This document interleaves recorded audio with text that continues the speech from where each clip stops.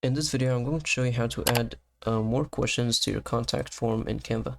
So I have this contact form right now, and it only has 2 questions which ask for the name and a text-based answer. So to add more questions, click on the contact form and then click on edit. And then in edit, make sure you're in the questions tab.